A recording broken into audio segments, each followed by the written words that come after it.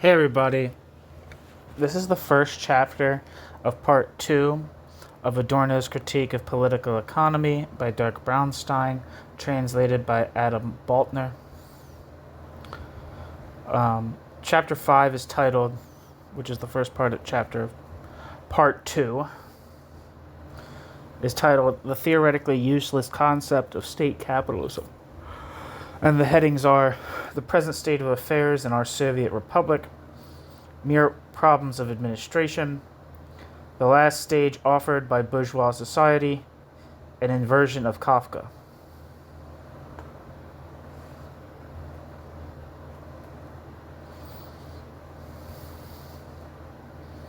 Quote, the director of the Progress Insurance Company was always greatly dissatisfied with his employees. Now every director is dissatisfied with his employees. The difference between employees and directors is too vast to be bridged by means of mere commands on the part of the director and mere obedience on the part of the employees. Only mutual hatred can bridge the gap and give the whole enterprise meaning. End quote. Franz Kafka, diary entry from the 30th of July, 1914. Section 1. The present state of affairs in our Soviet Republic. In 1924, the Austrian Marxist Karl Grünberg became the head of the newly established Institute for Social Research in Frankfurt am Main. Footnote: for an extensive overview of the beginnings of the Institute, see Migdal, 1981, and footnote.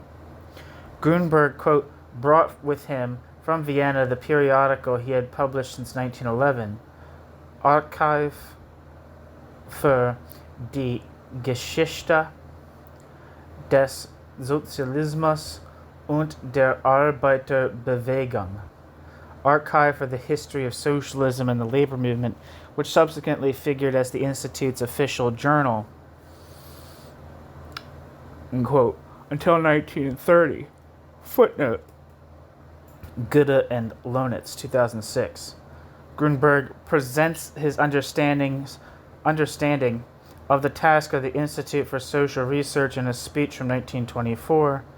Quote, 1 generation ago, I still thought that I had to have reservations against the materialist conception of history, the main pillar of scientific socialism, taught by the developments since. I have given up my reservations. It is therefore understandable that I approach scientific tasks in my specialty equipped with the Marxist method of research insofar as projects in the Institute for Social Research are conducted under my supervision. This method shall be brought to application, end quote. Grünberg. End footnote. By the time Horkheimer succeeded Grünberg that same year, the Institute had come to stand in the, quote, tradition of the critical Marxism of the 1920s, which opposed itself to the Stalinization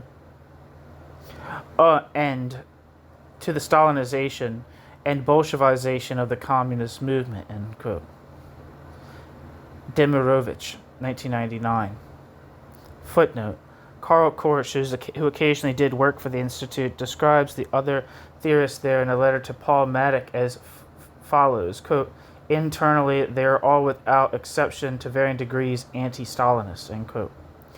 Letter from Korsch to Maddock, 20th of October, 1938. On the relationship between Korsch and the Institute, see Blanc, 2005. End footnote. At the same time, however, the Institute also criticized Marxism's turn towards social democracy, as well as its degeneration into an eternally valid theory of absent revolution. Quote, in contrast to the Kautskyist Marx orthodoxy of the Second International and the Leninist Marx orthodoxy of the Third International, two instances of Marxist theory having coagulated into a, quote, scientific worldview, unquote, of the proletariat, and a doctrine of the, quote, of the general, quote, dialectical, and, quote, laws of nature and history, end quote. The Institute's employees had as their goal the, quote, supposedly viable adaptation of Marxian theory to the real development of late capitalism, end quote. Vigor's house. Yet this adaptation would not come about soon. In a memorandum from late 1935, Horkheimer details a conversation between himself and Kurt Mandelbaum concerning the, quote, activation of the economics department of the Institute for Social Research, end quote.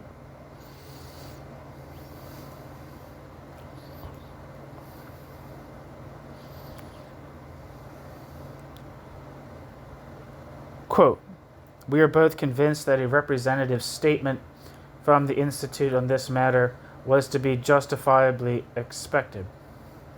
As our actual economists, Pollack, bracket, Julian, and bracket, Gumpertz, and Mandelbaum, spend most of their time with administrative matters. They can work on theory but are unable to tackle the writing. We discussed the plan of initially producing a 100 to 120 page critical examination of the most advanced contemporary currents within the bourgeois study of national economy. Here the goal would certainly not be an exhaustive account, but rather a critique of those elements which exert a simultaneously fascinating and misleading influence in conventional circles. By no means should the critique merely remain negative.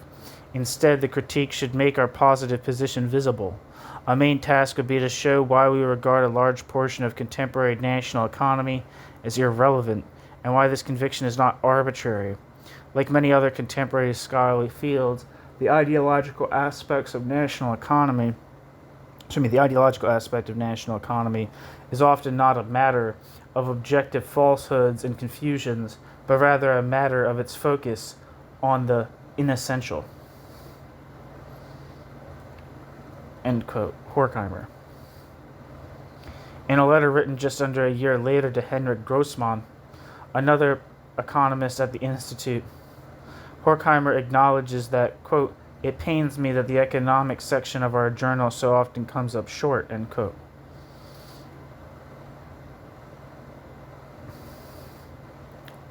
Horkheimer.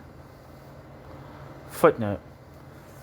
In his 1929 book, Law of Accumulation and Breakdown of the Capitalist System, Institute for Social Research employee Henrik Grossman delivered what was until that point the most comprehensive critique of both the harmonious interpretation of the models according to which capitalism reproduces itself and of the theory of underconsumption's justification of capitalism's necessary breakdown. ...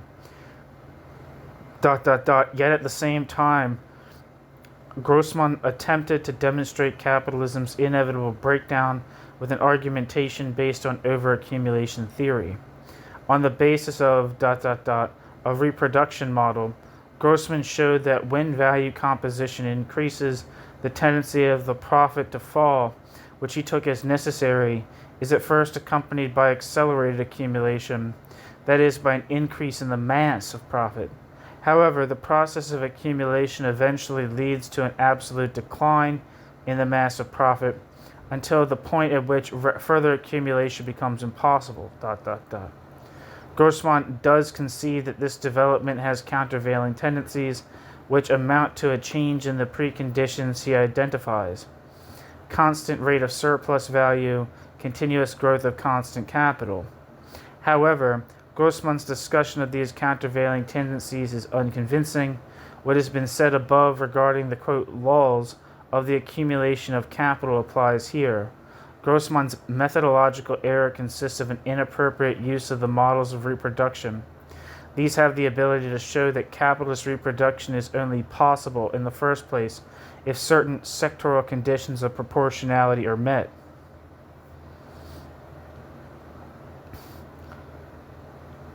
Yet the real course of the process of accumulation can be neither predicted nor logged theoretically, end quote. Soblovsky, 2003. For an overview of Grossman's national economic theory, see Brauer, Brauer, 1954. End footnote. Grossman answers as follows. Quote, you mentioned that the volume contains, quote, no principally economic contributions, end quote. This is correct, but how often can, quote, principal problems be posed and how many can be posed. I believe that national economy has reached a stage at which there are enough theory constructions which lead nowhere. Now, the examination of the validity of these theoretical constructions is more necessary than research. The examination of the validity of these theoretical constructions is more necessary than research. That is my conviction. For 100 years, all positions have been taken up only to be claimed again and again in new variations. Now is the time for the results of the great experiments of the last 50 years to be examined, end quote. Grossman. Letter to Horkheimer, 6th of November 1936. 2 years later, in 1938, Adorno became a permanent employee at the Institute for Social Research, which had been relocated to New York. There, he encountered a controversy, quote, over the relationship between politics and economy in fascism, end quote, and over whether contemporary social changes meant that the political sphere had superseded the economic as the primary source of domination.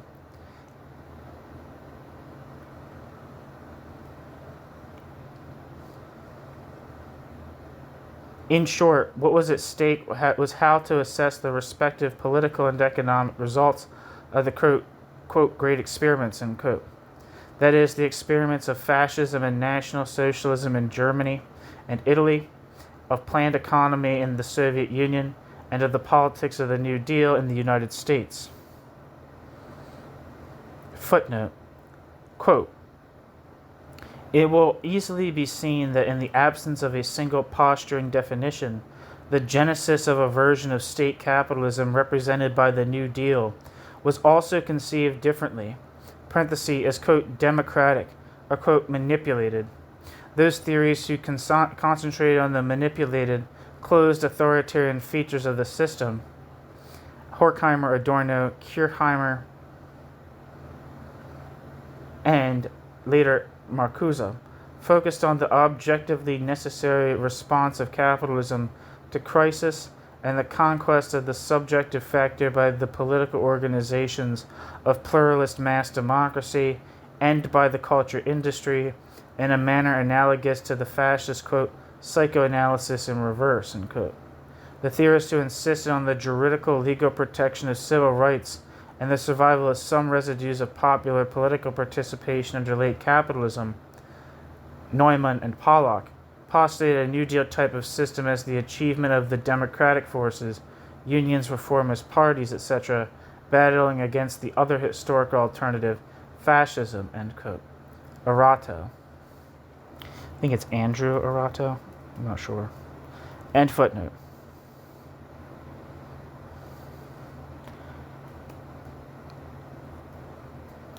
In light of National Socialism, the question emerged as to whether the, quote, command economy, end quote, of Nazi Germany had rendered capitalism as such inoperative.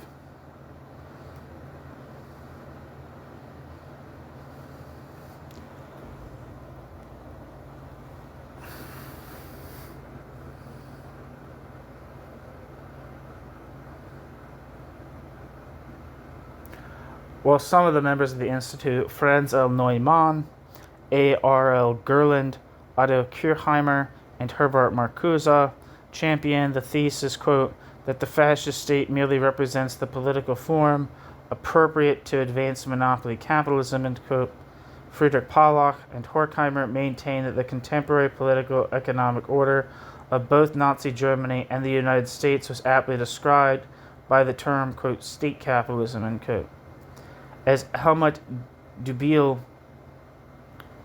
writes in the introduction to a German translation of a volume of Pollock's collected writings from his time in America, quote, Friedrich Pollock, together with his colleagues Gerhard Meyer and Kurt Mandelbaum, represents the economic expression of critical theory, end quote. Pollock first engages with the Russian mode of production in detail in his 1929 study, Die planwirtschaftlichen Versuche in der Sowjetunion, 1917 to 1927, or Economic Planning Attempts in the Soviet Union, 1917 to 1927. Quote, this work is the fruit of an extensive scholarly journey in the Soviet Union. This work, the fruit of an extensive scholarly journey in the Soviet Union, still ranks ... among the seminal non-Russian works on the beginning of the planned economy in Russia. End quote. Dubiel. Quote, Pollack's study of the development of capitalism had been a permanent part of the Institute's work since the early 1930s. In Pollack's early essays, Pollack followed Marx in locating the contradictions threatening the capitalist system and the growing tension between productive forces and relations of production. Pollack argued that the quality of the new economic crisis demonstrated that liberal capitalism, with its attempts to regulate crises through the market, must fail. It was therefore time for a transition to a new economic order, which, although based on the old one and therefore to be seen as a development of it, exhibited the novel quality of a planned economy. ... Pollack contradicted the Marxian theory of the collapse of capitalism and went still further in prophesying the capitalism's permanence. Quote, what is coming to an end is not capitalism, but only capitalism's liberal phase. End quote. Pollack. End quote. Van Ryan and Branson, 2002. Pollack's visions of state capitalism refer to Rudolf Hilferding's 1910 study, Finance Capital. As Perry Anderson writes, this work represents a, quote, full-scale, quote, updating, end quote, of bracket Marx's Capital, end bracket, to take account of the global changes in the capitalist mode of production as such in the new epoch of trust, tariffs, and trade wars, centering his analysis on the growing ascendancy of banks, the accelerating thrust of monopolization, and the increasing use of state machinery for the aggressive expansion of capital. Hilferding stressed the mounting international tension and anarchy that was the concomitant of the tightening organization and centralization of each national capitalism. End quote. Perry Anderson.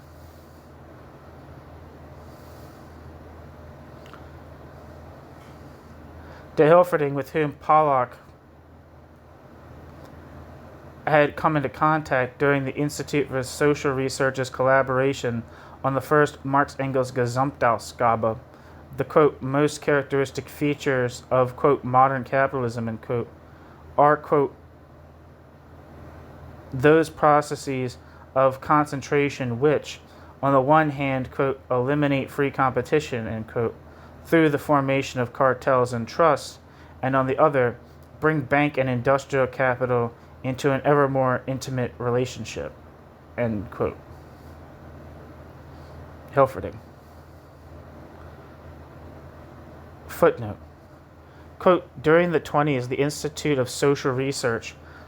had both communists and social democrats on its staff and maintained a regular liaison with the Marx-Engels Institute in Moscow, dispatching archival material to David Ryazanov for the first scientific edition of the works of Marx and Engels.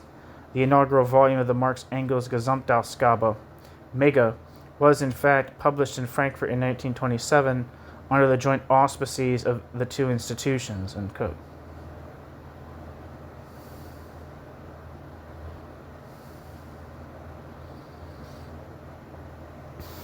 Anderson. End footnote. As a result, Hilferding traces, quote, the formation of a general cartel dominating society's production, ... to the dissolution of the market and of wage labor, so that surplus value and wage alike are reduced to variables of distribution, end quote. Roebelin, 1988. See especially Chapter 15 of Finance... Footnote.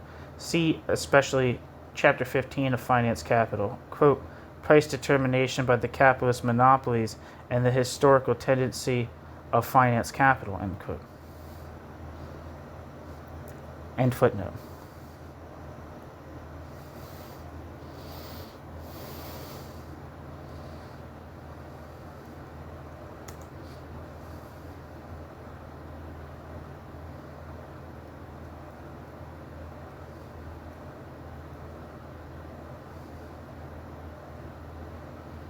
These assumptions in turn stem from Engels' Herr Eugen Dühring's revolution in science, more commonly known as anti-Dühring. As Engels writes there, the quote, modern state ... is only the organization that bourgeois society takes on in order to support the general external conditions of the capitalist mode of production against the encroachments as well of the workers as of individual capitalists. The modern state, no matter what the modern state's form, is essentially a capitalist machine, the state of the capitalist, the ideal personification of the total national capital, end quote. Engels. For the critique of Engels' conception, see Elba, 2008.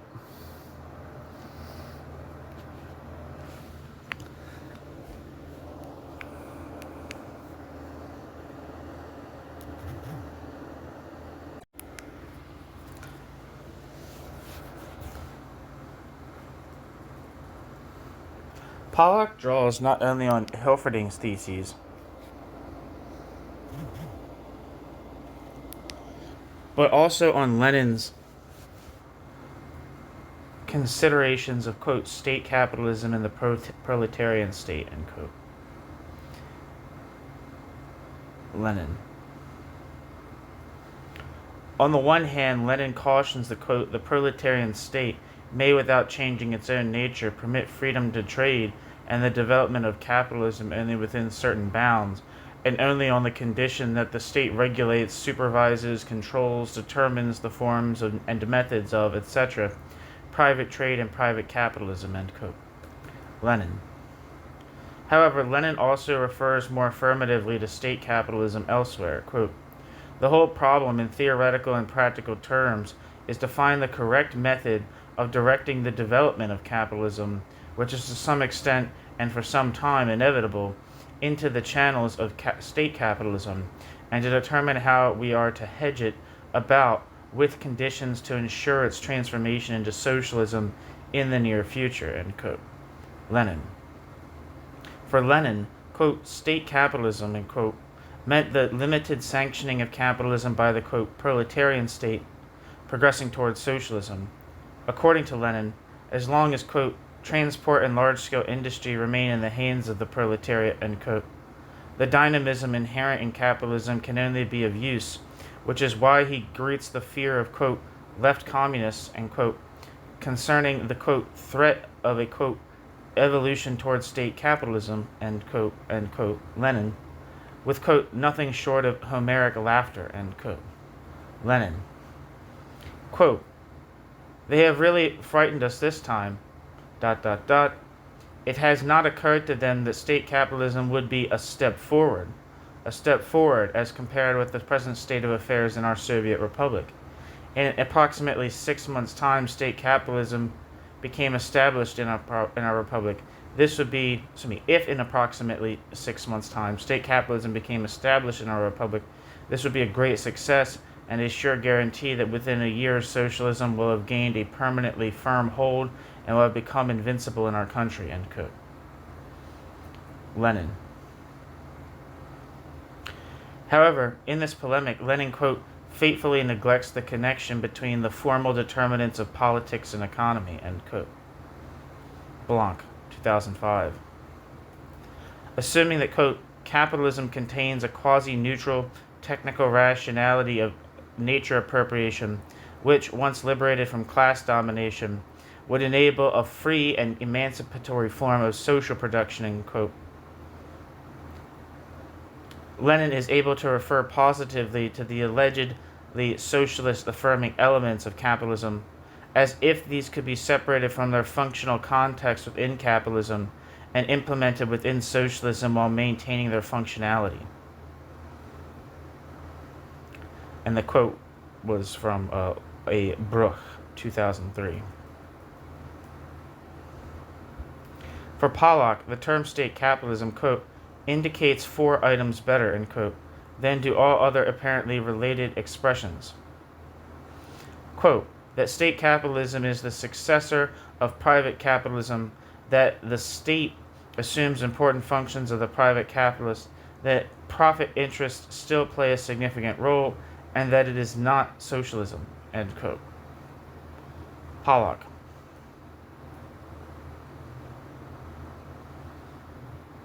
Footnote, quote, state organized private property monopoly capitalism, quote, end quote, quote, managerial society, quote, administrative capitalism, quote, bureaucratic collectivism, quote, totalitarian state economy, quote, status capitalism, quote, neo-mercantilism, quote, economy of force, quote, state socialism, end quote, unquote. Pollock.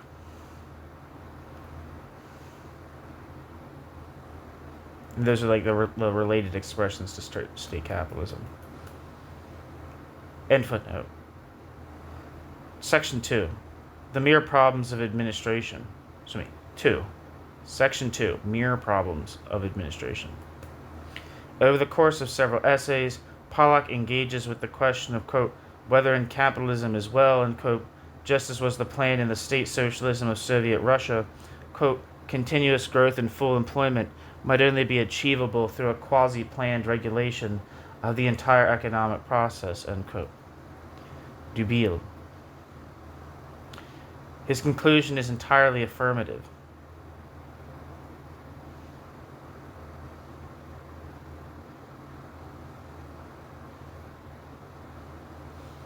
Pollock's theory of state capitalism, quote, as a superior form of society to liberal capitalism, end quote, is presented as a, quote, model, end quote, quote, in the sense of Max Weber's, quote, ideal type, end quote, end quote. Pollock. This model, quote, represents a consequent systematization of trends, bracket, Pollock, and bracket, believes to recognize particularly in National Socialism, but also in the United States, end quote. Dubiel.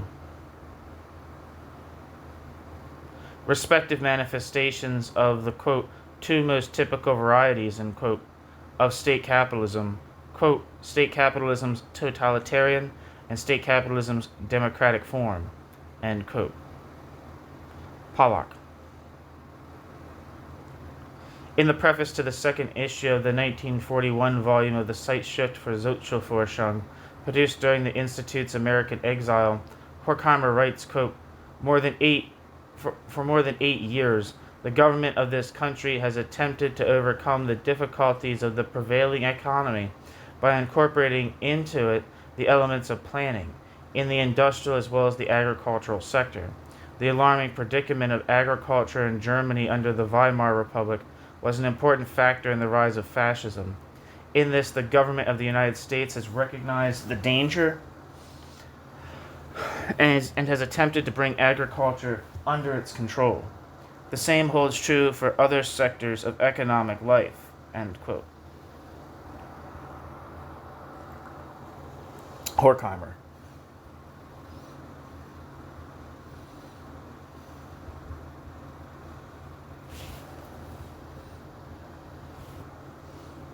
Second. Let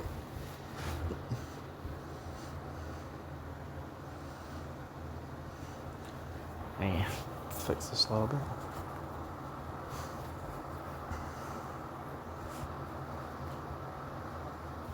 According to Pollock, these trends suggest that the restoration of full employment and overall well-being would necessitate a, quote, general plan, end quote, resulting in the fixing of the prices of most commodities and the subordination of the production and distribution of commodities to the control of the state. Footnote. Maramau points out that the prospects recognized by Pollock for reorganization of the economy around planning, quote, indicate ... only a tendential direction which in itself is not necessary, end quote. Muramao. Already in 1933, Horkheimer writes that, quote, the knowledge of tendencies, end quote, afforded by materialist theory, quote, offers no clear prognosis of historical development, end quote. Horkheimer. End footnote.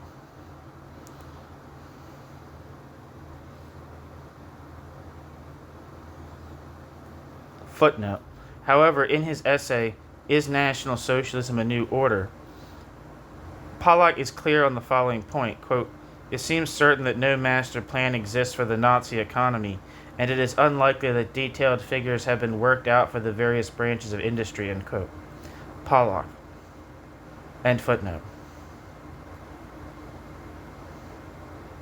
Individual interests, the motor of economic liberalism, would become meaningless, superseded by the maxim Gemeinnutz geht vor Eigennutz, public interests before self-interest. Footnote.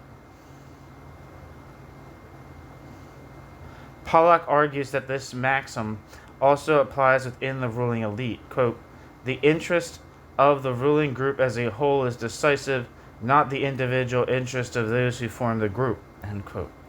Pollack.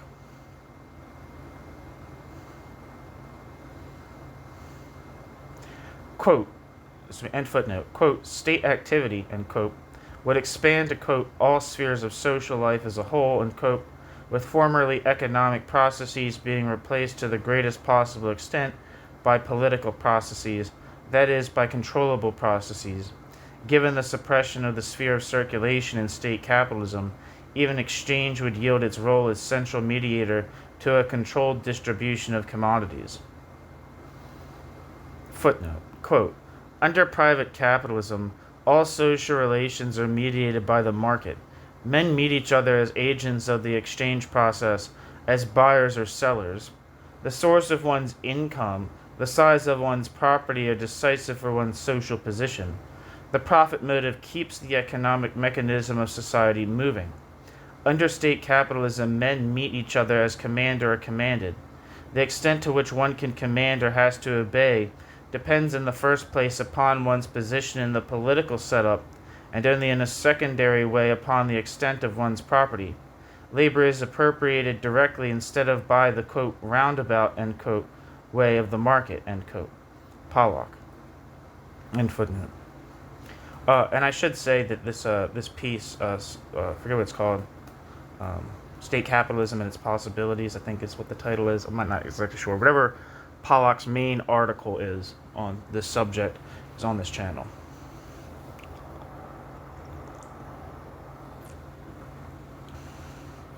Whereas in the liberal market economy, quote, the individuals and strata communicate with each other through the medium of exchange as legally equal partners, end quote.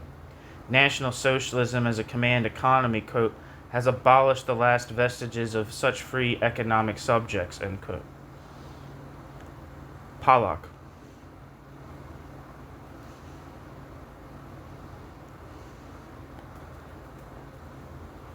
In light of the major economic crises of the recent past, and above all the global economic crisis of 1929 to 33, Pollack enthusiastically welcomes the democratic form of command economy he sees as existing in the United States. For Pollack, this type of economy represents an instrument for regulating those processes which classical liberalism has left to run their course in an uncontrolled manner. Footnote. Regarding how depression and global economic crisis changed the general assessment of capitalism's stability, Hobsbawm writes the following, quote, in the past, waves and cycles, long, medium, and short, had been accepted by businessmen and economists rather as farmers accept the weather, which also has its ups and downs. There was nothing to be done about them. They created opportunities or problems. They could lead to bonanzas or bankruptcy for individuals or industries, but only socialists who, with Karl Marx, believed that cycles were part of a process by which capitalism generated what would in the end prove insuperable internal contradictions, thought they put the existence of the economic system thought they put the existence of the economic system as such at risk. The world economy was expected to go on growing and advancing as it had patently done, except for the sudden and short-lived catastrophes of cyclical slumps over a century. What was novel about the new situation was that, probably for the first and so far the only time in the history of capitalism, its fluctuations seemed to be genuinely system endangering. End quote. Hobsbawm. End footnote. Quote, replacement of the mechanics of laissez-faire by governmental command does not imply the end of private initiative and personal responsibility, which might even be put on a broader basis, but will be integrated within the framework of the general plan. During the non-monopolistic phase of private capitalism, the capitalist ... had power over his property within the limits of the market laws. Under state capitalism, this power has been transferred to the government, which is still limited by certain, quote, natural restrictions, but free from the tyranny of an uncontrolled market. The replacement of the economic by political means as the last guarantee for the production of economic life changes the character of the whole historic period. It signifies the transition from a predominantly economic to an essentially political era. End quote. Pollock. What Grossman takes to be, quote, absolutely impossible in a capitalist system, end quote, Grossman, Pollock sees as the way out of economic depression.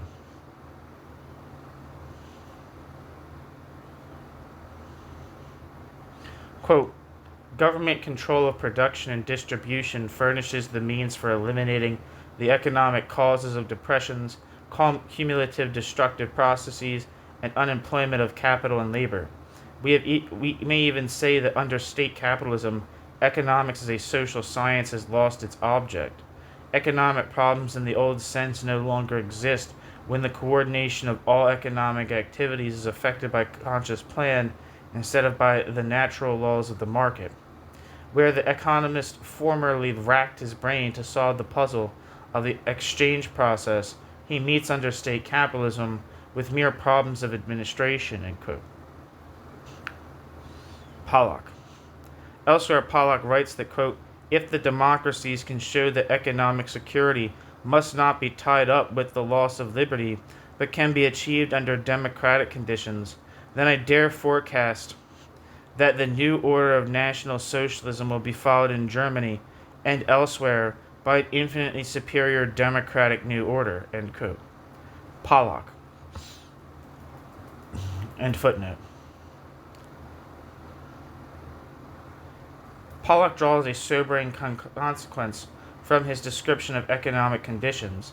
Society faces a choice, quote, between democratic and authoritarian versions of state capitalism, rather than between capitalism per se and socialism, end quote. Martin J. However, the sobriety with which Pollock resigns himself to this theoretical insight amounts to its affirmation.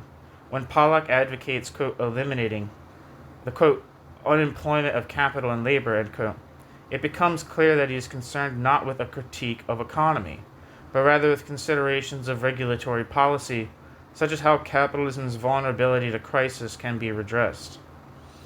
That seems like the most important thing that I can say. That seems like a very important clarification about Pollock here. That seems very, very apt to me. I'm going to repeat it. However, the sobriety with which Pollock resigns himself to this theoretical insight amounts to its affirmation. When Pollock advocates, quote, eliminating the, quote, unemployment of capital and labor, end quote, it becomes clear that he is concerned not with a critique of economy, but rather with considerations of regulatory policy, such as how capitalism's vulnerability to crisis can be redressed, whether intentionally or not. Pollock marvels in these considerations at the very machinery which, especially in Germany at the time, was already starting to run so powerfully. In doing so, Pollock grants legitimacy to the, quote, National Socialist regime's self-conception, end quote, as a command economy for overcoming capitalist crises.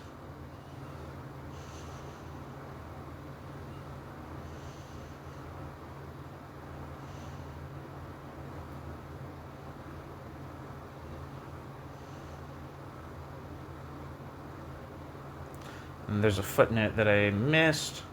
Footnote: in general, Pollock's recurring analyses of prevailing economic relations are much more focused on description than critique. Pollock would remain loyal to this approach. In the post-war era, Pollock's interest was, quote, claimed almost exclusively, quote, by Pollock's, quote, studies of the social forms of automation of work processes, end quote. Mara Mayo.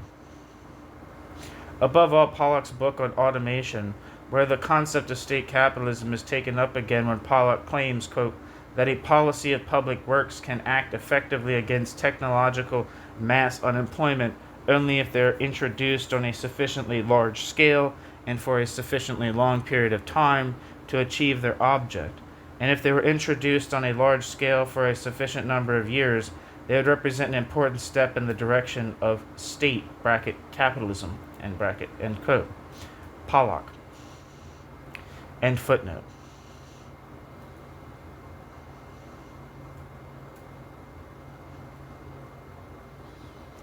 Footnote.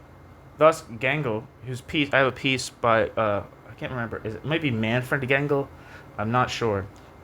But it's about Pollock. Thus, Gengel comments from an economic critical perspective that this position is based, quote, on a certain state illusionism which Pollock shared with other social democratic theorists, end quote. Gengel, end footnote.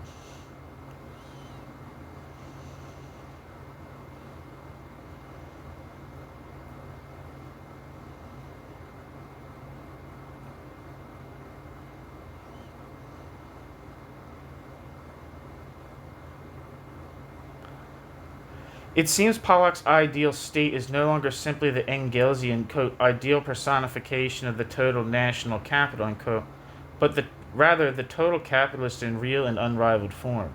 Pollock ends up in this position due to his assumption that, quote, capitalism is capable of conclusively leaving its competition phase and developing in the direction of a planned economy, end quote, on an assumption which, quote, marks the fundamental difference between Pollock's theory and that of the most important economist of the Zeitschrift for Sozialforschung, Henrik Grossmann, end quote.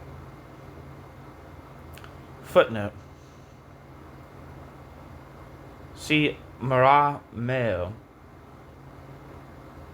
1975. For Kurt Martin's recollections of the debate, see Martin, 1981. Martin is, quote, the latter name of Kurt Mandelbaum, which he adopted over the course of his emigration to England, end quote. And I don't know why, I might be making this up, but I think Kurt Mandelbaum has something to do with council communism. I'm not sure if he does or not, but I feel like he does. End footnote. That being said, Engels' thesis that the more the state, quote, proceeds to taking over of productive forces, the more does the state actually become the national capitalist, end quote, is untenable in its own right. Quote, although the state does indeed become a real capitalist by taking over capitalist production processes, the state does not become the total capitalist. As a capitalist producer, the state is subject to the contradictions of individual capitals among themselves, as are other large individual capitals, end quote. Altvater. I have a piece by Altvater on this channel, if anyone's curious.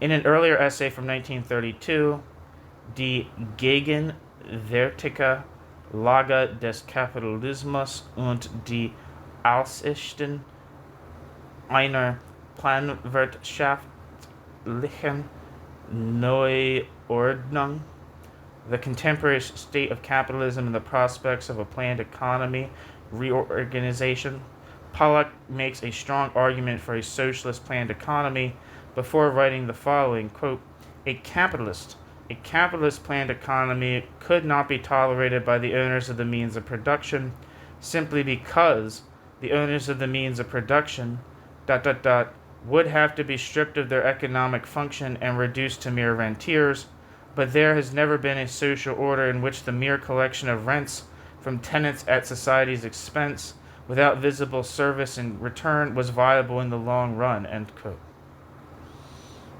Pollock. However, in Bemerkungen zur Wirtschaftskrise, Observations on the Economic Crisis, an essay written the following year after the Nazi seizure of power, Pollock revises this position. Quote, earlier we expressed the view that the degradation of the owner of capital to mere rentier status renders a capitalist planned economy inadmissible, In light of the possibilities for controlling the masses which have become visible in the meantime, we can no longer count this view among the series of objections, end quote. Pollock would henceforth concede, quote, that the prospects for a capitalist planned economy would be good, end quote. Viggershaus. Within the grouping around him, a discussion emerged of his new assessment of economic relations.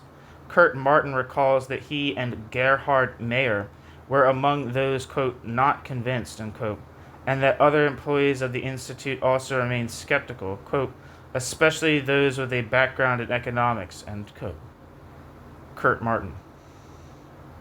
This was particularly true of Neumann, the, quote, dogged political economic objectivist among the members of the former New York Institute for Social Research, end quote. Zollner, who would later help establish the discipline of political science in the Federal Republic of Germany. See Funke, 2004. Just a side note, I have a piece on this channel by Alfred Zollner about Franz Neumann. This was particularly true, end footnote. This was particularly true of Neumann, the, quote, dogged political. Sorry, where am I? I fucked up. Where am I? As a critic of the theory of state capitalism, Neumann recognized that while, quote, politics had gained dominance over economics, end quote, the envisaged immobilization of market dynamics in state capitalism had actually resulted in a, quote, economy without economics, end quote. Neumann. A capitalism without a market economy. And if, as per Pollock, all of the, quote, essential constituents of a capitalist economy, end quote, quote, the law of value, the market, competition, the law of accumulation, and the profit motive of individual economic subjects, end quote, were invalidated and replaced by a, quote, general plan, end quote, the resulting form of society would no longer be capitalism. Quote, the very term, quote, state capitalism, end quote, is a contradictio in adjecto.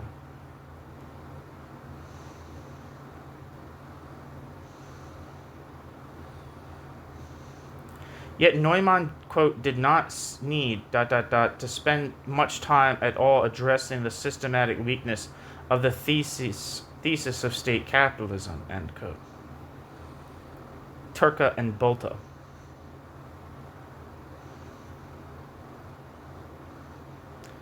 As Neumann conclusively demonstrated empirically in his 1942 book Behemoth, The Structure and Praxis of National Socialism, the National Socialist command economy, quote, certainly was not, end quote, state capitalism.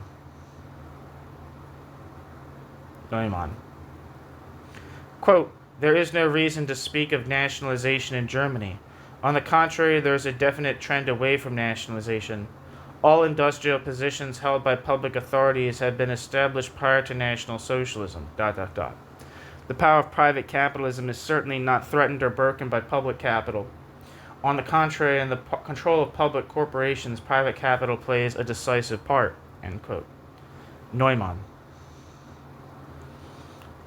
Neumann also articulates a detailed critique of Pollak's essay on state capitalism in a letter to Horkheimer from July 1941, writing among other things that, quote, "My objection to the essay should surprise neither Pollak nor yourself. From the first page to the last, he contradicts the theory of the Institute," end quote. Neumann. Once again, Neumann explains that it is fundamentally incorrect to speak of state capitalism in Nazi Germany. Quote, "I want to concede to Pollak that his system is coherent, but I am completely missing the proof of how not capitalism can appear out of capitalism. According to my view, such a proof can only be furnished on the basis of a very material-rich analysis of, for example, Germany, whereby this analysis would also need to contain a theory of transition from monopoly capitalism to state capitalism. The theory is not present, and the material contradicts Pollak's thesis. For 1 year, I've done nothing other than study the economic processes in Germany, and so far I haven't found the slightest indication that Germany is even approaching a state capitalist condition," end quote. Neumann. Letter from Neumann to Horkheimer, 23rd of July, 1941. Horkheimer responds to Neumann's critique. Horkheimer's response to Neumann's critique is ambivalent. On the one hand, Horkheimer has to acknowledge the empirical weakness in Pollak's essay, but on the other, Horkheimer does not want to simply abandon the theoretical concept of state capitalism.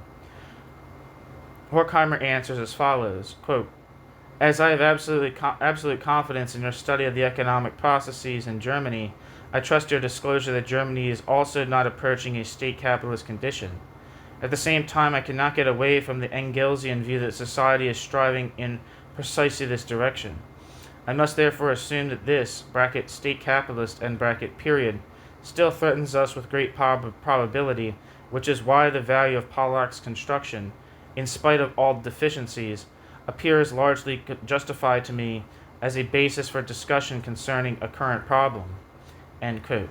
Letter from Horkheimer to Neumann, 2nd of August, 1941. From the numerous qualifiers in this formulation, the construct of state capitalism, quote, "in spite of all deficiencies," end quote, appears, quote, "largely justified, at least as a, quote, basis for discussion," end quote. It can be seen that Horkheimer by no means unreservedly endorses Pollak's thesis. New section, Section 3, the last stage offered by bourgeois society.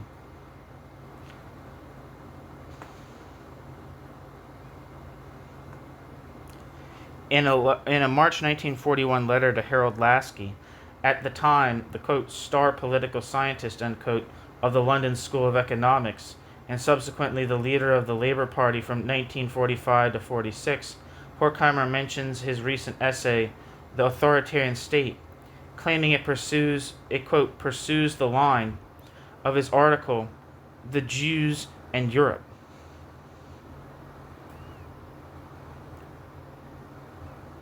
Footnote.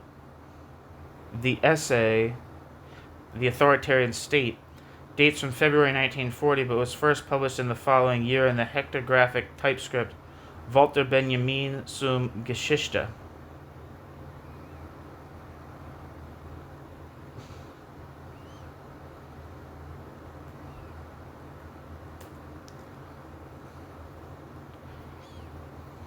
I fucked that up. I misread it. Walter Benjamin zum Gedächtnis. Walter Benjamin zum Gedächtnis. In memory of Walter Benjamin. See Horkheimer's Verzeichnis der Vorträge und Erstveröffentlichungen. Index of lectures and first publications. End footnote.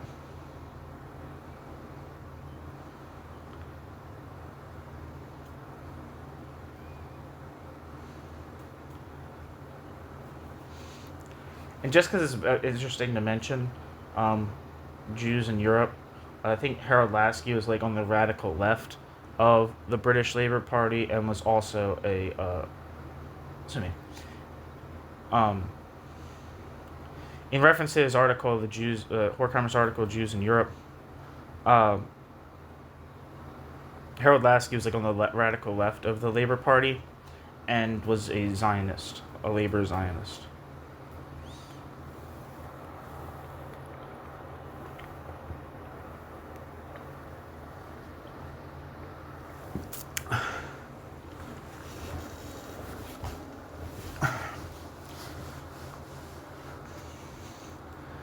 According to a letter from Adorno to Benjamin, this earlier piece, quote, essentially presents the first outline of a theory of fascism, end quote, on which Adorno himself had, quote, intensely collaborated, end quote.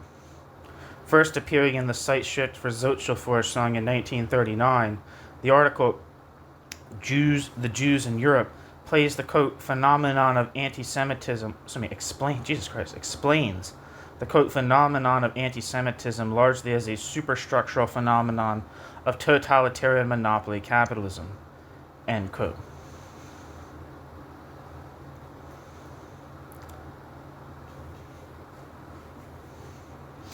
Footnote.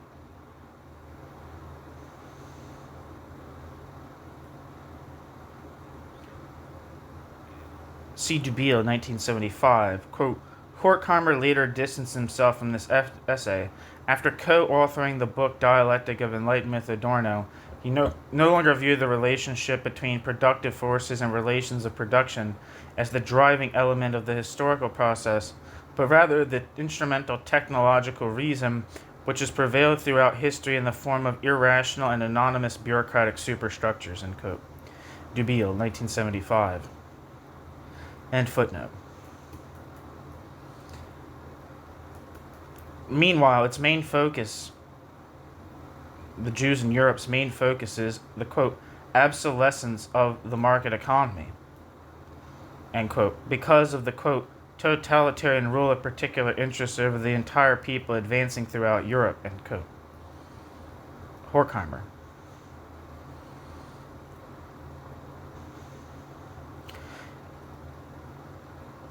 The Jews in Europe article portrays fascism as nothing short of the economic and ideological consummation and transcendence of, quote, the final phase of liberalism, end quote. Horkheimer. Quote, to appeal today to the liberal mentality of the 19th century against fascism means appealing to what brought fascism to power, end quote. Horkheimer. For, quote, the totalitarian order differs from the totalitarian order's bourgeois predecessor only in that it has lost its inhibitions, end quote. Horkheimer. To Horkheimer, liberalism no longer appears to be anything other than a, quote, interlude, end quote, after which, quote, the upper class in the fascist countries has returned to its basic insights, end quote. Horkheimer. Quote, Horkheimer outlines the terrible vision of a, quote, fascism as world system, end quote, whose end from an economic perspective would be unforeseeable. Under its new relations, exploitation of the weak would not simply reproduce itself through blind mechanisms, but rather, quote, through the conscious exertion of domination, end quote. Methodical violence would be strived for in order to, quote, directly master social antagonisms, end quote. While this would not cause the categories of Marxian economy to lose their, quote, real validity, end quote, it would, ironically, mean the realization of their predicted consequence, quote, the end of political economy, end quote. Schmidt. Footnote. It should be noted that there is no positive, quote, Marxian economy, end quote, only a Marxian critique of economy.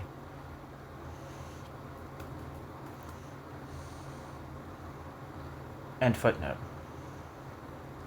This same vision is articulated in the article The Authoritarian State, albeit with a modified theoretical language, quote, even though the term state capitalism is not explicitly used in the Jews in Europe article, the term state capitalism's argument, the Jews in Europe's argumentation is based on the same theoretical assumption as the authoritarian state article. End quote. Blanc.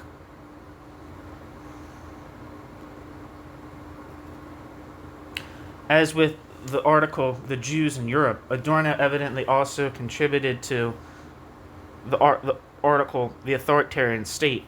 In a letter to his parents from early 1940, he describes the text as a, quote, critique of contemporary Marxism, end quote. He needs to, quote, sort out, end quote, with Horkheimer and Gretel Adorno. Writing to Horkheimer around the same time, Adorno refers to it as the essay, quote, we wrote, end quote.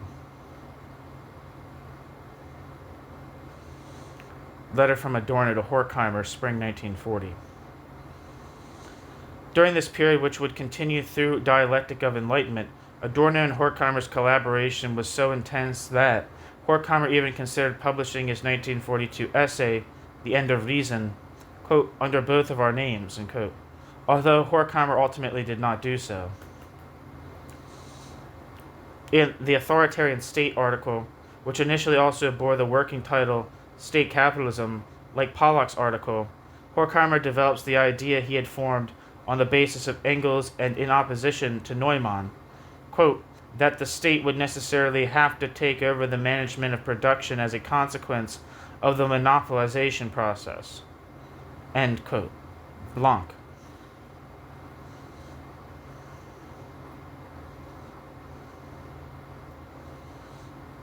As Engels writes in Socialism, Utopian and Scientific, quote, in any case, with trust or without, the official representatives of capitalist society, the official representative, singular, of capitalist society, the state, will ultimately have to undertake the direction of production, ...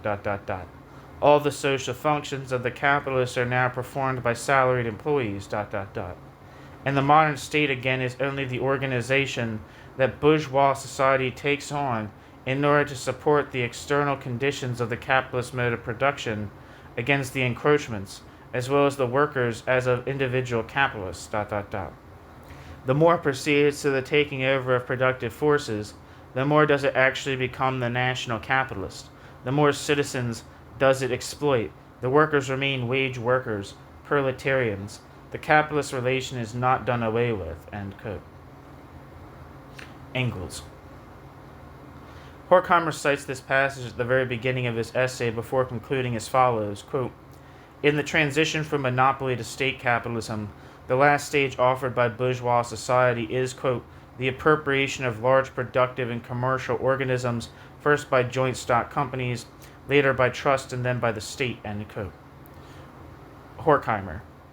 State capitalism is the authoritarian state of the present.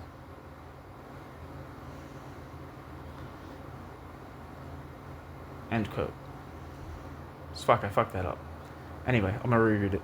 Horkheimer cites this passage at the very beginning of his essay before concluding as follows, quote, the transition from monopoly to state capitalism, the last stage offered by bourgeois society, is, quote, the appropriation of the large productive and commercial organisms, first by joint stock companies, later by trust, and then by the state, end quote. State capitalism is the authoritarian state of the present, end quote. Horkheimer.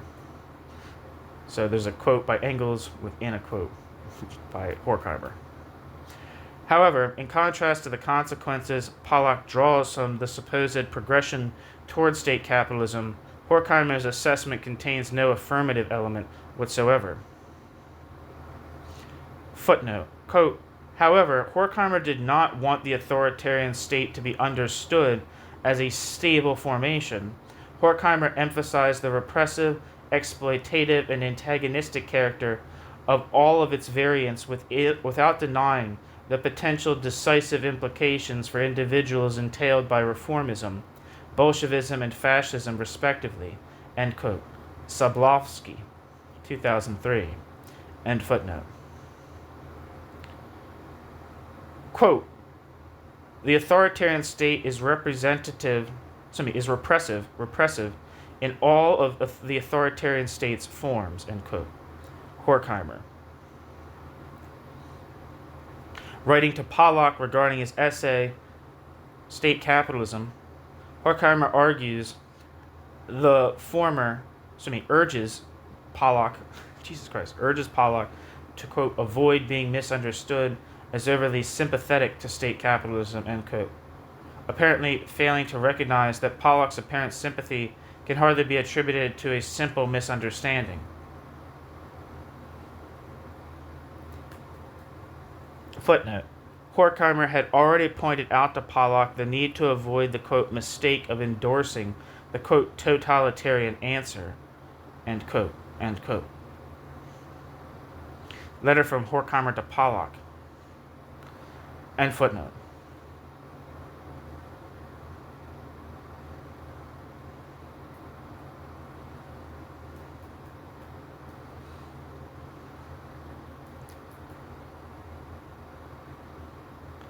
Horkheimer agrees with Pollock that capitalism has outlived the market economy and that this fact, quote, was heralded long ago by the fate of working class organizations, end quote.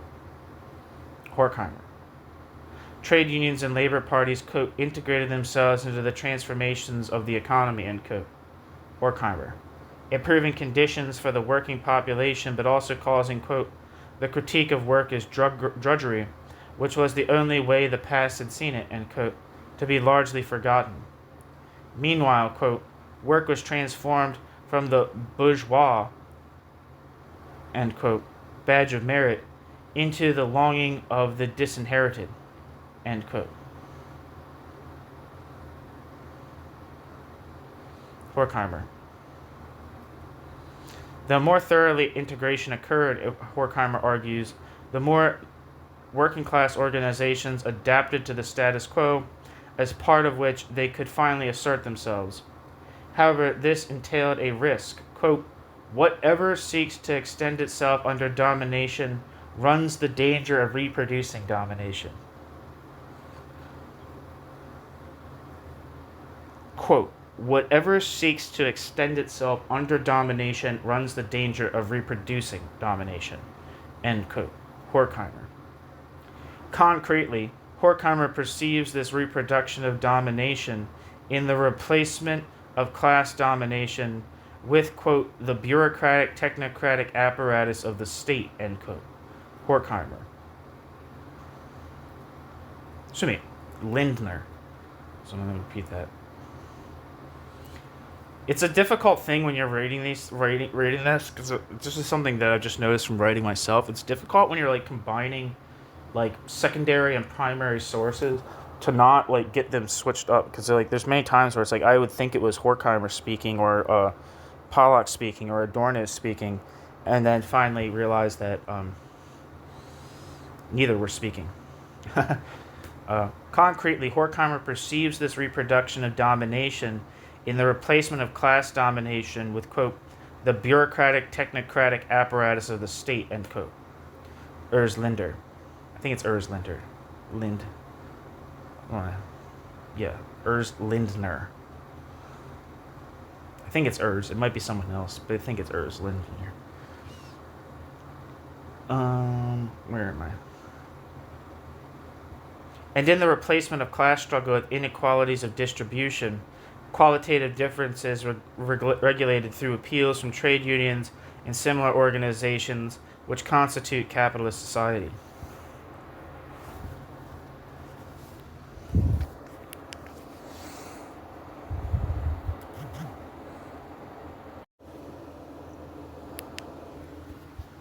According to Horkheimer, what applies to fascism and, quote, integral statism or state socialism, end quote, Horkheimer, also applies to a lesser extent to the remaining democracies. In the latter, quote, the leaders of the big working class organizations find themselves in the same relationship to their membership as the executives of integral state capitalism have to society as a whole. They keep the masses whom they take care of under strict discipline, maintain them in hermetic seclusion from uncontrolled elements, and tolerate spontaneity only as the result of their own power. Far more than the pre-fascist statesmen who mediated between the monopolies of labor and industry, and who could never extricate themselves from the utopia of a humanitarian version of the authoritarian state, these labor leaders strive for their own kind of national community. Volksgemeinschaft. End quote. Horkheimer.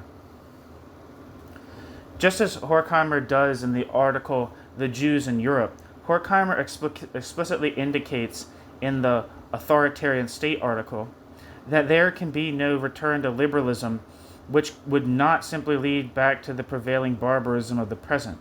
Quote, one claims it would be sentimental to remain opposed to state capitalism merely because of those who have been slain. It is said that the Jews were for the most part capitalists and that the small nations have no justification for their existence. State capitalism is said to be the only thing possible today. As long as the proletariat does not make its own revolution, it is argued, there remains no choice for the proletariat and its theoreticians but to follow the Weltgeist on the path it has chosen.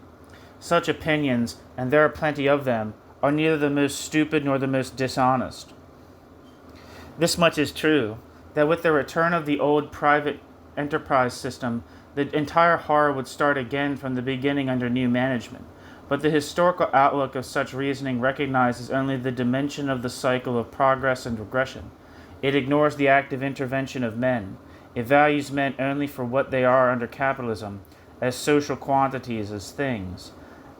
As long as world history follows world history's logical course, it fails to fulfill world history's human destiny.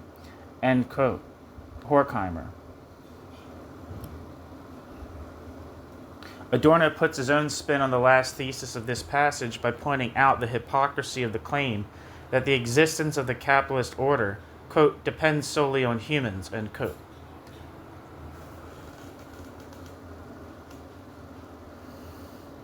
Adorno. Pithily formulated, capitalism does not exist for humans. Rather, under capitalism, humans only exist to serve a function. When Pollock observes that state capitalism is, quote, quite capable of securing the imperatives of all modern economic policies, such as continuous growth and full employment, end quote, Pollock overlooks that it was never, quote, capitalism's purpose to deliver full employment and well-being. End quote. Heinrich. This oversight stems from an unsophisticated concept of economic crisis, which fails to account for the fact that depression, unemployment, and poverty by no means inevitably constitute a crisis for capital. On the contrary, a critique which takes individuals as a starting point must consider that, quote, capitalism in its very existence is the crisis, that it therefore cannot enter into crisis, end quote.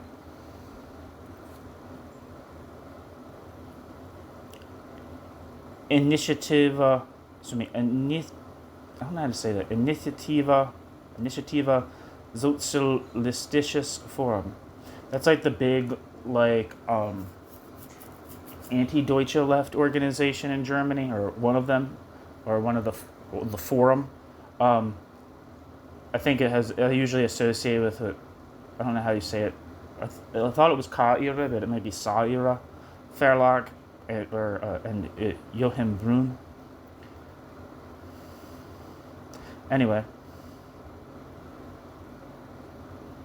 on the contrary, a critique which takes individuals as its starting point must consider that, quote, capitalism and capitalism's very existence is the crisis, and that it therefore cannot enter into crisis, end quote. Initiativa for, and then I'll have to repeat it again. Initiativa Sozialistisches Forum.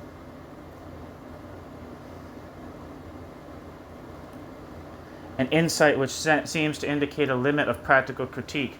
For a, quote, permanent crisis is not a crisis, and a critique with nothing to determine remains only a pose of determination, end quote. Horkheimer. At least I hope that's Horkheimer. Let me check. No, it's not. It's Brooklyn. Son of a bitch.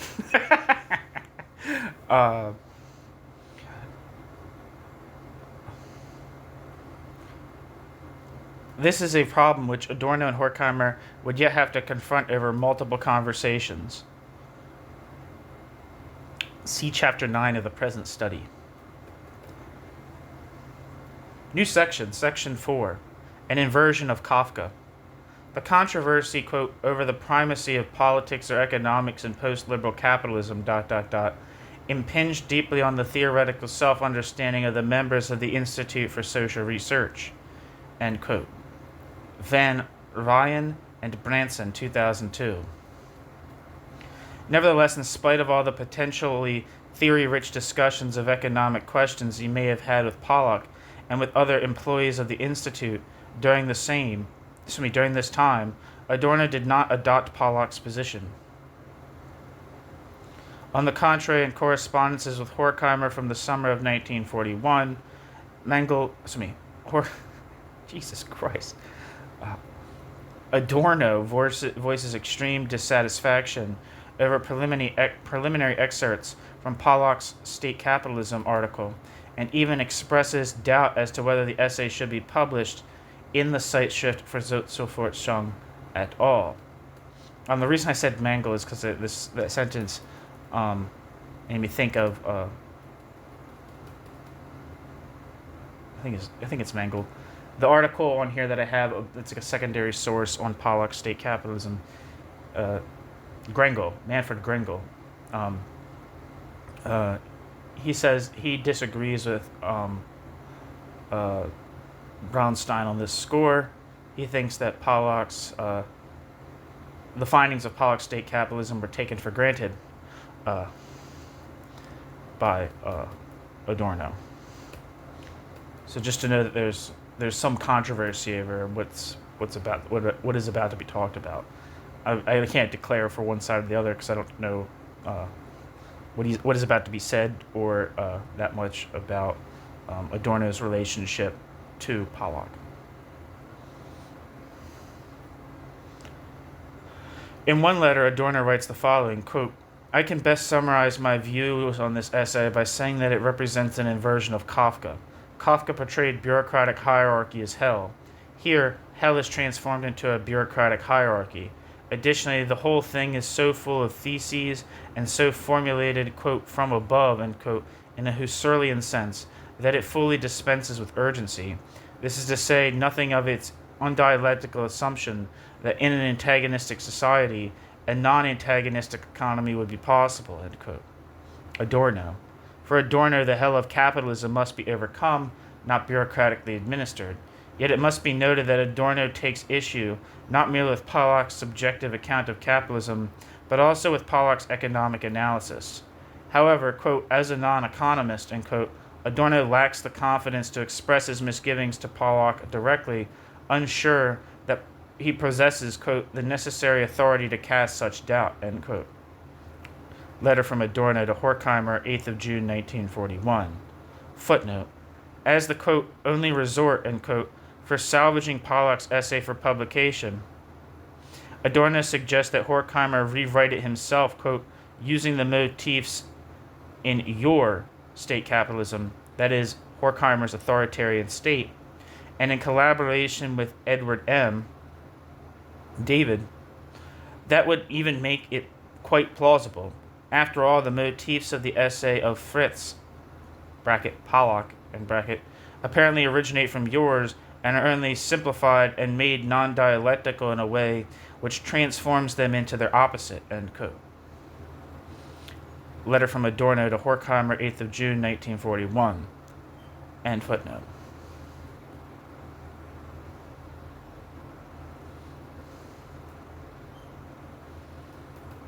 As Adorno writes in a subsequent letter to Horkheimer, quote, substantively, I view the central problem of Pollock's State Capitalism article to be the question of whether the tendency the article discerns towards a crisis-free economy guided from above actually does express the objective tendency of reality, or whether the antagonistic state of the present means that the ideal purity of this construction is also foreclosed for the future. I feel unable to answer this question, end quote. Letter from Adorno to Horkheimer, 2nd of July, 1941. If Adorno had agreed with Pollock's thesis that state capitalism had overcome monopoly capitalism, Adorno no longer would have had to, or have been able to, pursue the critique of economy for the sake of social critique. Instead, Adorno could have focused solely on a critique of hierarchized administrative hell, a critique expressed extensively throughout his and Horkheimer's work by the concept of the, quote, administered world, end quote. At the same time, the Marxian critique of political economy was becoming increasingly essential to Adorno's interest. Adorno is coming to see the concept of state capitalism as useful for describing the relations in Soviet Russia and the Eastern Bloc states. This can be seen in the transcript of July-August 1942 seminar on the theory of needs. The other participants included Horkheimer, Pollock, Gunther Anders, Bertolt Brecht, Hans Eisler, and Herbert Marcuse. When Adorno offers a reading of Aldous Huxley's Brave New World, not as a critique of socialism in general, but rather as a, quote, critique of the condition of society, which has perhaps reached a stage in which socialism has been cut off, ... Hence the critique applies to state capitalism, end quote. And I can't really speak on Huxley, but that makes me think of Orwell, right? A lot of people take Orwell to be some kind of, manipulate Orwell for conservative liberal purposes,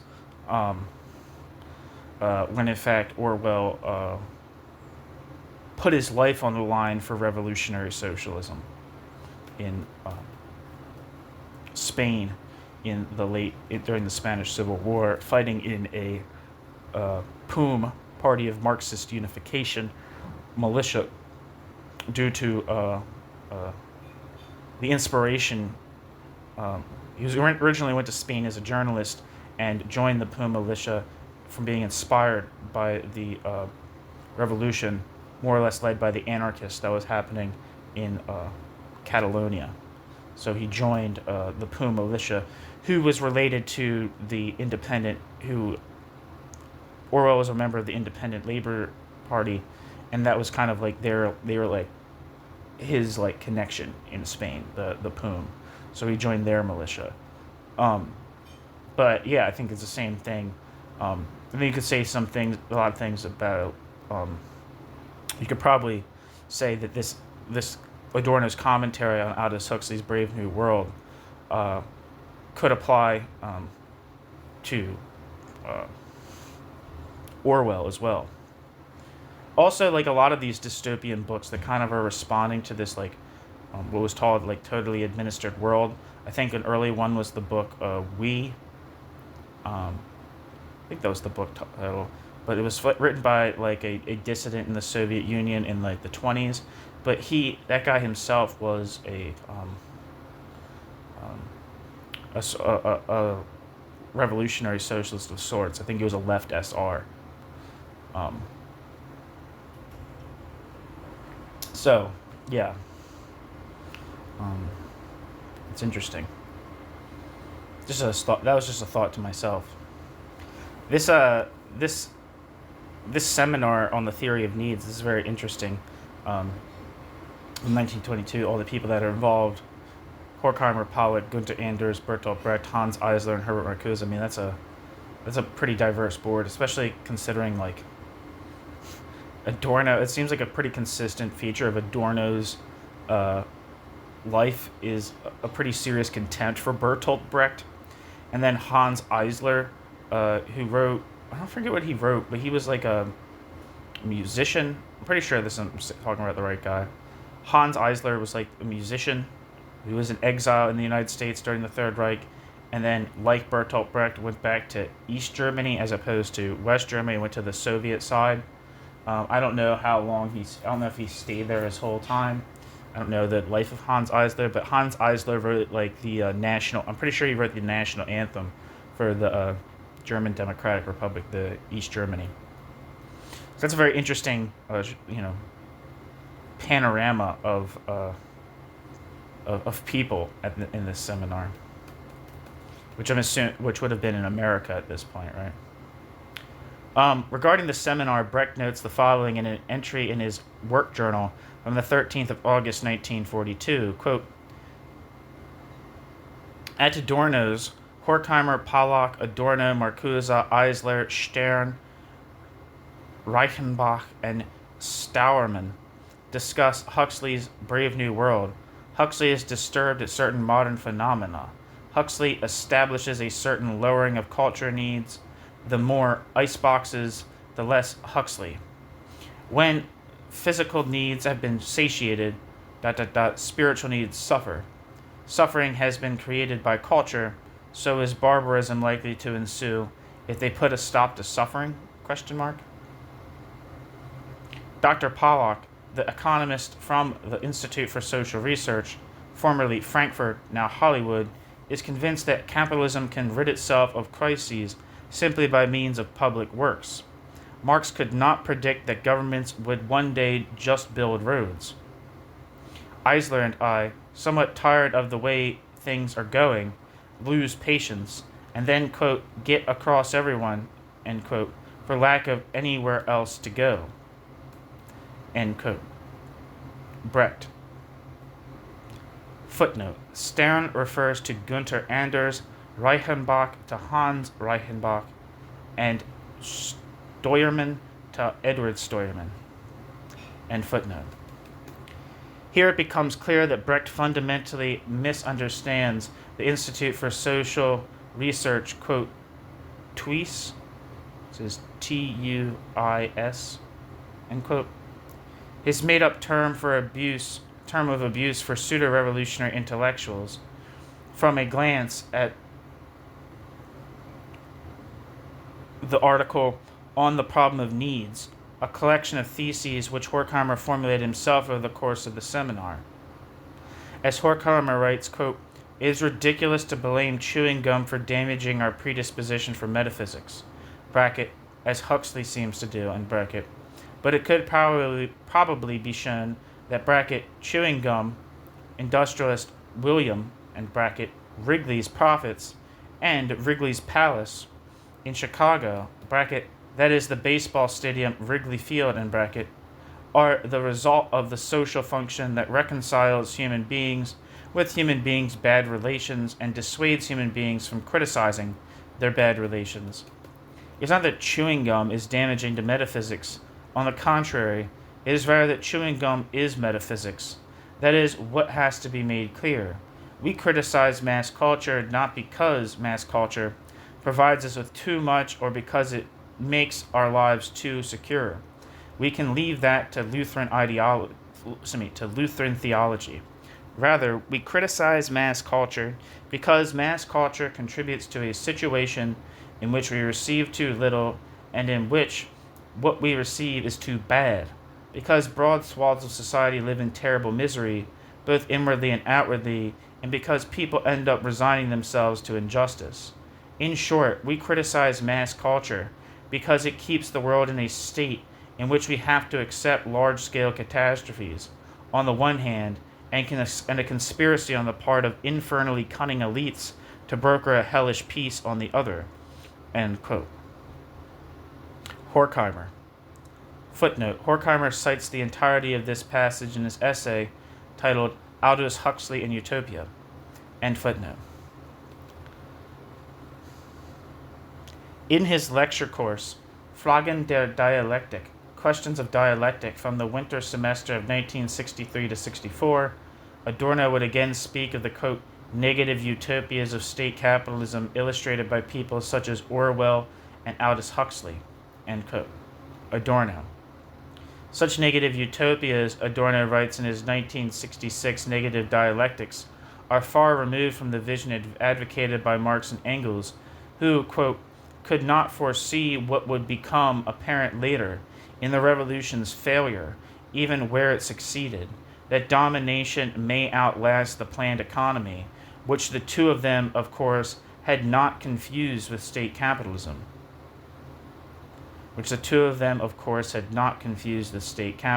End quote. Nevertheless, in his undated Diskussionsbemerkung ad Aufsatz über Staatskapitalismus, discussion comments regarding the essay on state capitalism, Adorno draws a point of distinction between his own opposition and that of Marx. Quote, Adorno draws a point of distinction between his own position and that of Marx. Quote, a formulation is needed which more or less says the following. In contrast to the anarchists, we are not against planning. The planned economy is realized and transcended in socialism. Yet in contrast to Marx, we are against an overemphasis on implementing plans with the apparatus of power, against the identification of the organizational form of economic planning with forms of political domination. End quote. Adorno. Pollok's theory has an additional consequence. In light of the historical, quote, shift from economic to political dominance, end quote, Pollok sees fascism as having revealed, Pollok believes, that the class-related antagonisms necessary to the functioning of capitalism have ceased to exist.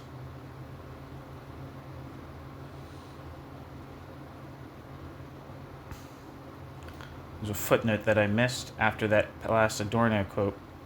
Footnote. It is unclear which state capitalism essay is meant and who the other participants in the discussion were, consisting of only one typewritten page. The note simply summarizes the conversation. Regarding the emphasis on implementing plans, Adorno can above all invoke the Communist Manifesto, which makes the following claim, quote, the proletariat will use the proletariat's political supremacy to wrest by degrees all capital from the bourgeoisie, to centralize all instruments of production in the hands of the state, i.e. of the proletariat organized as the ruling class, and to increase the total of productive forces as rapidly as possible.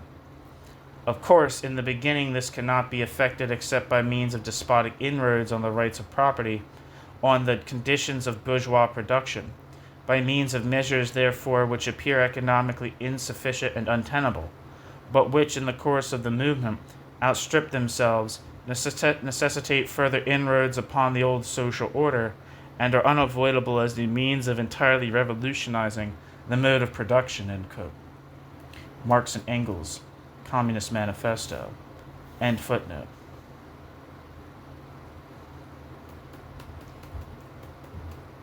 Pollok's theory has an additional consequence in light of the historical, quote, shift from economic to political dominance, end quote. Pollok sees fascism as having revealed. Pollok believes that the class antagonisms necessary to the functioning of capitalism have ceased to exist. In Pollok's writings, these antagonisms are, quote, not even ... merely hinted at anymore, end quote.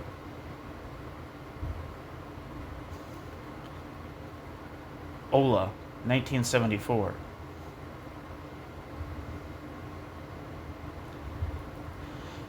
The economically rooted dominance of the capitalist class is regarded as though it were transferred to the immediate discretionary power of politically operating, quote, gangs and rackets, end quote. Adorno. Writing to Horkheimer, Pollok refers to the, quote, gangsters ruling in the dictator countries, end quote. Letter from Pollok to Horkheimer, 7th of September 1937, end footnote.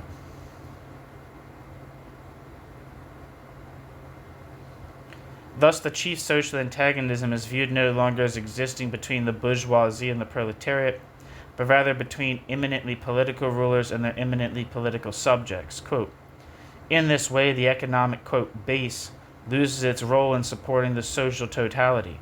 National socialism and bureaucratic socialism, or more generally, a new, quote, integral statism, end quote, can no longer be described only in terms of economic basic categories. Political analysis takes on greater importance to the extent that liberalism appears as a historical episode after the downfall of which society reverts to direct methods of domination, no longer mediated via the market. The fundamental economic factors leading to crisis are tending to become controllable by measures of state intervention, which can range from compensatory welfare legislation to overt terror, end quote.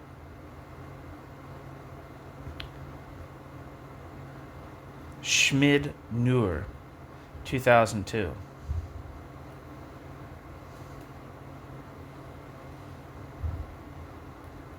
Horkheimer's acceptance of the theory of state capitalism as the cornerstone of his, ultimately never elaborated, political theory of the, quote, racket, end quote.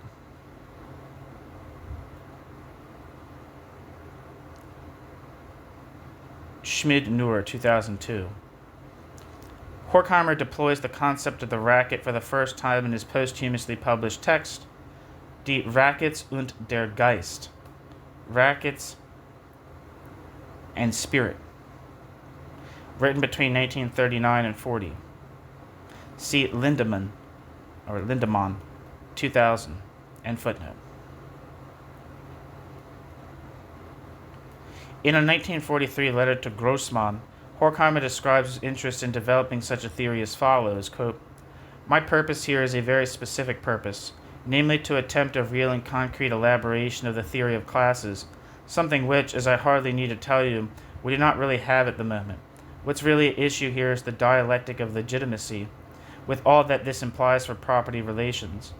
An explanation of why class has always been the epitome of rackets is not something different from proving that the universality of justice in this society is heading increasingly in the direction of unmitigated domination, the rationalization of which has in any case been the very function of this ostensible, quote, justice, since time immemorial.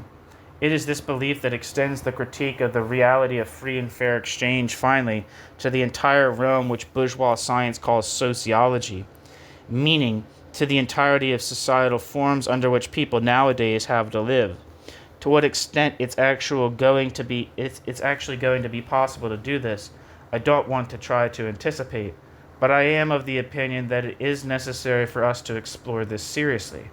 An investigation of the type, quote, the influence of rackets, end quote, aiming, for example, at the old institutions of European democracy, is compared to the above of secondary importance, since the racket should not be conceptualized as a power over and above the system, but as the essential determinate form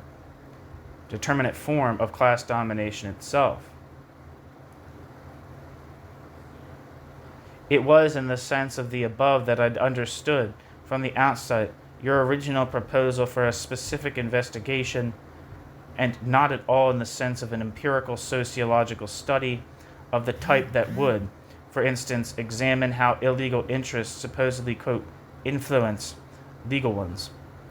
That is how I understood you originally, that you intend to investigate how the concept of original accumulation applied not merely to a supposedly early period, but rather to each and every phase of the bourgeois economy altogether. The subject of this original accumulation would then be, thus conceived, the various groups within the classes, modeled on the rackets, tearing at each other over the extorted surplus value, in contrast to the individual dominant groups, as this has manifested itself in so many wars in history. End quote. Horkheimer. Letter from Horkheimer to Grossmann, 20th of January 1942.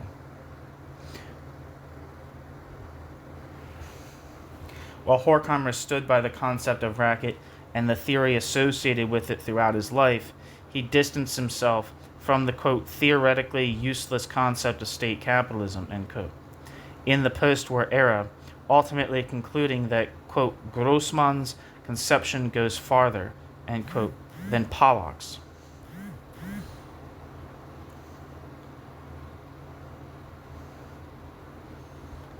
For his part, Adorno would recommend Neumann's behemoth to his students in an introductory sociology lecture course during 1968, referring to behemoth as, quote, the most apposite socio-economic account of fascism that has yet been produced, end quote. Adorno. In a letter to Horkheimer from the spring of 1940, the same period in which Horkheimer's authoritarian state article originated, Adorno brings up, quote, the question of the general cartel, end quote. According to Adorno, the concept is, quote, entirely undialectical, end quote, insofar as neither the, quote, survival of pseudo-competition between the monopolies, end quote, nor a ban on trust would be sufficient to ensure adherence to the, quote, unrational, end quote, form, end quote, of, quote, sham competition between the concerns, end quote, existing at the time in, quote, monopolized America, end quote. This assumption leads Adorno, quote, to a much more principal observation, end quote. Quote, it is apparently the case that, economically, only this quasi-artificially maintained competition still makes it possible to appropriate surplus value at all, whereas socially, the moment this competition were to disappear, the pretense for exploitation and domination would disappear, end quote. Letter from Adorno to Horkheimer, spring 1940. A problem with Adorno's consideration of monopoly capitalism is that Adorno sees monopoly capitalism as a concentration of firms leading to fewer concerns dominating the market, yet also perceives that firms within monopoly capitalism only differ from each other, quote, in the composition of their administrations and in their property titles, whereas their mode of production and products themselves are completely equivalent, end quote. Letter from Adorno to Horkheimer, circa spring 1940.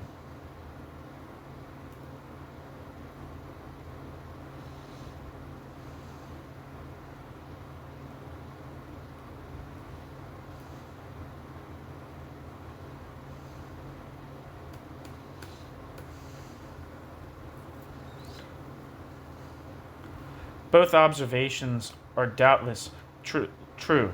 Competition does in fact consist of these two aspects: competition between concerns regarding the cost of the production of products, and competition of concerns on the market, that is, competition between their products, between how well these sell and for how much.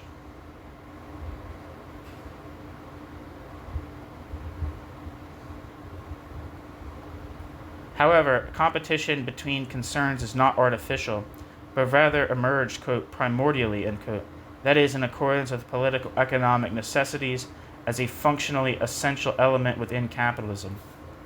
Additionally, competition is also not maintained by regulation for the purpose of legitimating exploitation and domination. While class antagonism and domination continually reproduce each other, the state is tasked with regulating monopolization to the extent that no sole producer or a particular kind of product can determine its price independently from, quote, economic competition, end quote. Domination is not merely reproduced by ideology, but rather, as always, is bound to control over the means of production. Competition is, quote, the form of implementation of the immanent laws of capital. Competition is therefore not a mere instrument indifferent to content, but a real, and bracket conceptually, and bracket necessary, bracket element, and bracket of the establishment of capital as total social capital, ... In the realm of competition, capital can only become total social capital to the extent that individual capitals really relate to each other, but this they can only do to the extent that they act capitalistically, that is, as surplus-producing capitals, end quote. Altvater. I have pieces by Elmar Altvater on the channel if you're curious. Later Adorno writes the following, quote, while we, bracket, Adorno and Horkheimer, end bracket, have written in the authoritarian state article that the chance of integral statism consists not of general capitalism, but in the formation of two competing state blocks of varying composition. This principle strikes me as already prefigured at least within the most monopolistically advanced country insofar as the continued existence of its monopolies is bound to the continued existence of the struggle between those monopolies. It seems to me that denoting the precise economic reason for the continued existence of the competitive principle is decisively important for the formulation of the question of state capitalism, even if the form in which the competitive principle continues to exist is largely emancipated from the market, hovering at the very moment between unmediated naked power struggles and the liquidation of conflicts between mere sham opponents. End quote. Letter from Adorno to Horkheimer, spring 1940.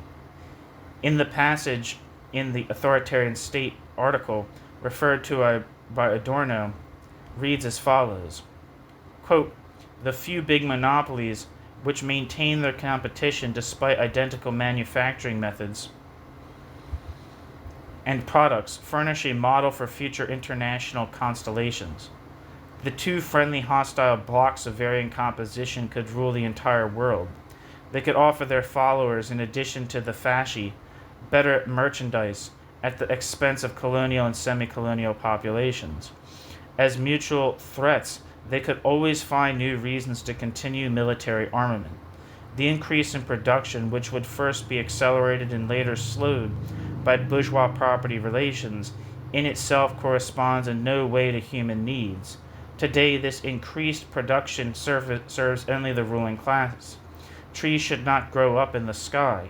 As long as there exists in the world a scarcity of necessary needs, in fact, even a scarcity of luxury articles, the rulers will take advantage of the opportunity to isolate from one another individuals and groups, and national and social classes, and thus reproduce their own ruling position." End quote. The Authoritarian State. Horkheimer.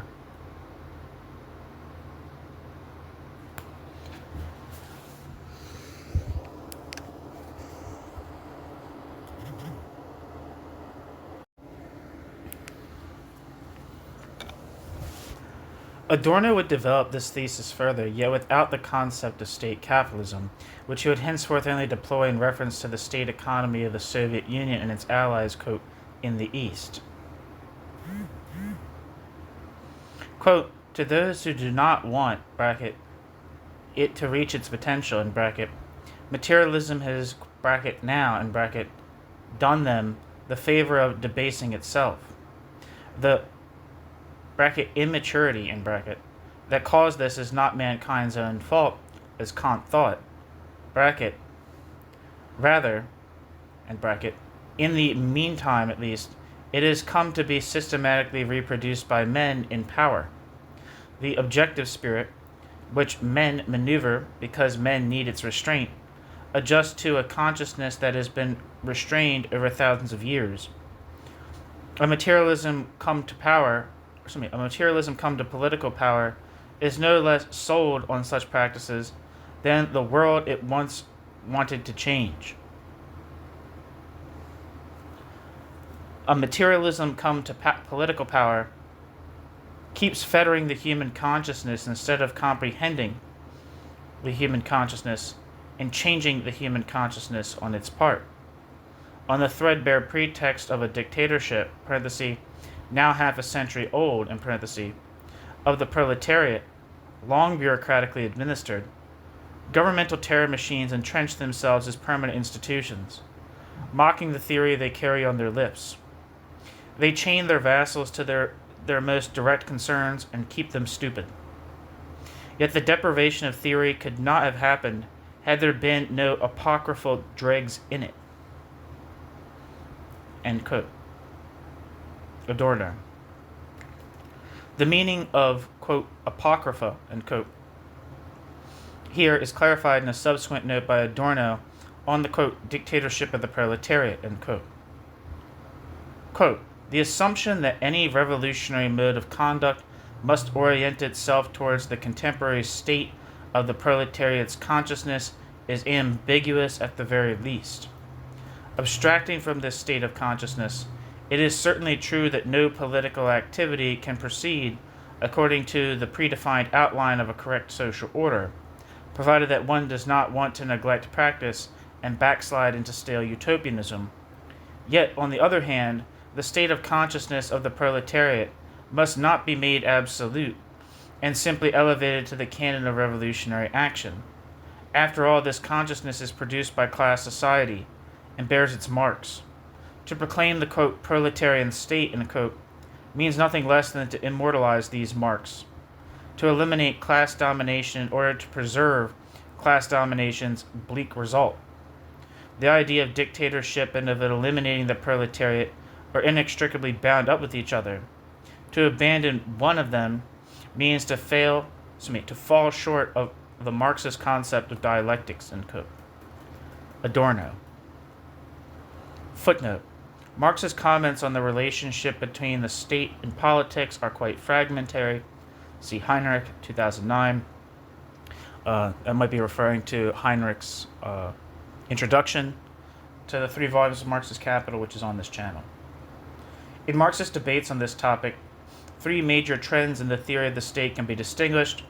First, Marxism-Leninism, which is mainly oriented towards Engels' instrumental concept of the state. See Elba, 2009. Second, the so-called state derivation debate, in which the essence of the state is derived from the capital relation using formal analysis. See Elba, 2008. And finally, the theory of the state apparatuses from Gramsci via Louis Althusser. See Wolff, 1994. To Nikos Palantzis. See Demirovich, 2007. A helpful overview of the debate on the state as it took place in the Federal Republic of Germany can be found in Rudel, 1981. Discussions of the question of state capitalism at the Institute for Social Research responded to political developments of the day and concerned concrete economic and political issues. A form analytic derivation of the capitalist state as such was never debated. End footnote. In his early years, Adorno regarded the article, or the essay, The State and Revolution, by Lenin, as among the, quote, most powerful statements of political theory, end quote. Like Lenin, Adorno viewed the state as an instrument of the ruling class. Footnote. Lenin justified his alternative position, quote, to the petty bourgeois theory of the, quote, reconciliation, end quote, of classes by, quote, the state, end quote, with the claim that the state is, quote, an instrument for the exploitation of the oppressed class, end quote. Lenin.